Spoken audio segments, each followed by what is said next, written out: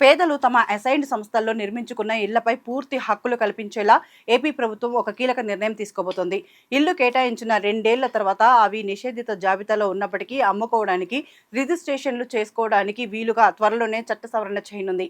అలాగే 10 ఏళ్లు నిండిన అసైన్డ్ సంస్థలపై కూడా లబ్ధిదారులకు పూర్తి యాజమాన్య హక్కులు కల్పిస్తూ రెవెన్యూ శాఖ ప్రత్యేక ప్రధాన కార్యదర్శి సాయి ప్రసాద్ ఆదేశాలు జారీ చేశారు. దీనివల్ల సుమారు 1.90 లక్షల ఎకరాల చుక్కల భూములకు విముక్తి లభించనుంది. గత ప్రభుత్వ హయాంలో సర్వే పేరుతో రెవెన్యూ వ్యవస్థను చిక్కుల్లో పడేసి రైతుల పొలాల విస్తీర్ణాన్ని తగ్గించడానికి ప్రభుత్వం ఒక ప్రకటనలో విమర్శించింది. కూటమి ప్రభుత్వం వచ్చాక సీఎం చంద్రబాబు ఎక్కడికి వెళ్లినా 90% భూ సమస్యల ఫిర్యాదులే వస్తున్నాయని, అందుకే రెవెన్యూ శాఖలో ఎన్నో సంస్కరణలు తెచ్చామని పేర్కొంది. ఈ కొత్త నిర్ణయంతో ఎన్నో ఏళ్లుగా రిజిస్ట్రేషన్ హక్కుల కోసం ఎదురు చూస్తున్న లక్షలాది మంది పేద రైతులకు, సామాన్యులకు పెద్ద ఊరట లభించనుంది.